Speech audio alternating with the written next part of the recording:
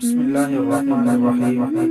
محترم سامعین و ناظرین، السلام علیکم ورحمۃ اللہ وبرکاتہ۔ آج ہم اپنے تیسرے سبق کا آغاز کریں گے انشاءاللہ تعالی، جس کا موضوع ہے استفادے سے محروم لوگ۔ مجھے بخوبی یاد ہے کہ ایک دفعہ مجھے اپنے موبائل فون پر ایک پیغام موصول ہوا جو مختصر سے سوال پر مشتمل تھا: یا شیخ، خودکشی کے متعلق شرعی حکم کیا ہے؟ میں نے موبائل فون پر رسائل سے رابطہ کیا۔ دوسری طرف سے ایک نوجوان کی آواز آئی جس نے ابھی جوانی کی دہلیز پر قدم ہی رکھا تھا۔ میں نے کہا، معاف کرنا، آپ کا سوال میری سمجھ میں نہیں آیا، ذرا دہرا دیجیے۔ اس نے زندگی سے بیزار لہجے میں جواب دیا: شیخ، سوال تو بڑا ہی واضح ہے کہ خودکشی کے متعلق شرعی حکم کیا ہے۔ میں نے چاہا کہ اسے جواب دوں ایسا جس کی اسے توقع ہی نہ ہو۔ میں ہنسا اور بولا، مستحب یعنی پسندیدہ ہے۔ کیا چلایا؟ میں نے پوچھا، کیا ہم یہ طے کرنے میں آپ کا ہاتھ بٹائیں کہ آپ خودکشی کے لیے کون سا طریقہ استعمال کرنا چاہتے ہیں؟ نوجوان چپ رہا۔ اس پر میں نے کہا، اچھا یہ تو بتائیں کہ آپ کیوں خودکشی کرنا چاہتے ہیں؟ وہ بولا، کیونکہ مجھے کوئی ملازمت نہیں ملتی، لوگ مجھے پسند نہیں کرتے، دراصل میں ایک ناکام انسان ہوں۔ پھر اس نے مجھے تفصیل سے اپنے حالات بتائے۔ وہ اپنے آپ میں بہتر تبدیلی لانے اور اپنی دستیاب صلاحیتوں سے فائدہ اٹھانے میں ناکام رہا تھا۔ حقیقت یہ ہے کہ ہم میں سے بیشتر افراد کو یہ مسئلہ درپیش ہے۔ سوال یہ ہے کہ آخر انسان اپنے آپ کو اس قدر گھٹیا کیوں تصور کر لیتا ہے؟ وہ پہاڑ کی چوٹی پر کھڑے لوگوں کو ہی کیوں تاکتا رہتا ہے؟ ان کی طرح وہ بھی پہاڑ کی بلندیوں پر کیوں نہیں پہنچ جاتا؟ یا کم از کم لوگوں کی دیکھا دیکھی وہ پہاڑ پر چڑھنا ہی شروع کر دے۔ کسی شاعر نے کیا خوب کہا ہے: وَمَن يَتَهَيَّبْ صُعُودَ الْجِبَالِ يَعِشْ أَبَدَ الدَّهْرِ بَيْنَ الْحُفَرِ۔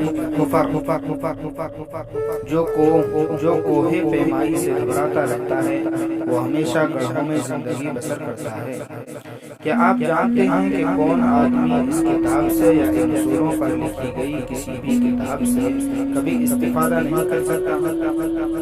وہ بیچارہ انسان جس نے اپنی بری عادتوں کے روبرو سر تسلیم خم کر دیا ہے، جو اپنے موجود صلاحیتوں پر قناعت کر کے بیٹھ گیا اور کہتا ہے کہ میں کیا کروں، یہ میرے مزاج کا حصہ ہے، اللہ نے مجھے ایسا ہی بنایا ہے، میں اس کا عادی ہو چکا ہوں، میں اپنے طریقہ کار تبدیل نہیں کر سکتا، لوگ میرے اس مزاج کے عادی ہو چکے ہیں۔ اگر آپ کہیں کہ میں خالد جیسی تقریر کرنے لگوں یا احمد جیسا خوشخاص نظر آؤں یا جواد کے مانند لوگوں کا پیارا بن جاؤں تو یہ محال ہے، وغیرہ وغیرہ۔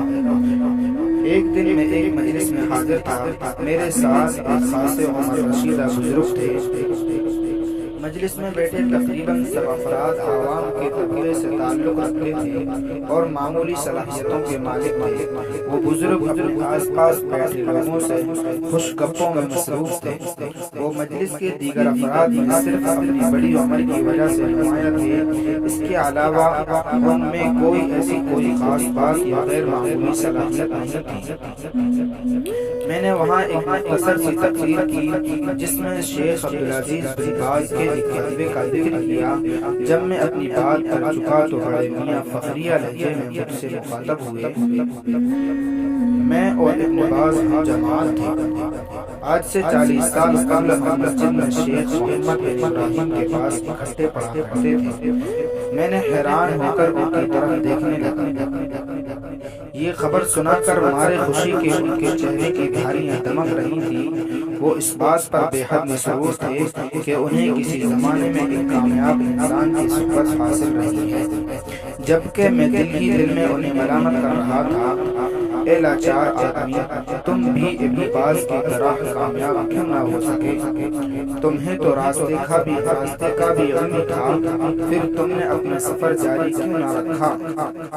ایسا کیوں ہے کہ ابن باز وفات پائیں تو ممبر و محراب پر روئیں، لائے بریلیاں آنسو بہائیں، اور ایک زمانہ ان کے فراق پر نوحہ کناں نظر آئے، اور جب تمہیں موت آئے تو شاید تم پر رونے والا کوئی نہ ہو، اور اگر کوئی روئے بھی تو زیادہ سے زیادہ دلجوئی کی خاطر یا رسم دنیا کی طور پر۔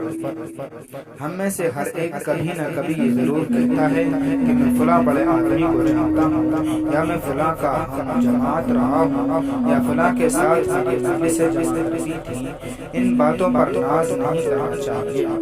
فخر کی بات صرف یہ ہے کہ آپ بھی اس بلندی پر پہنچیں جس پر وہ فائز ہوئے۔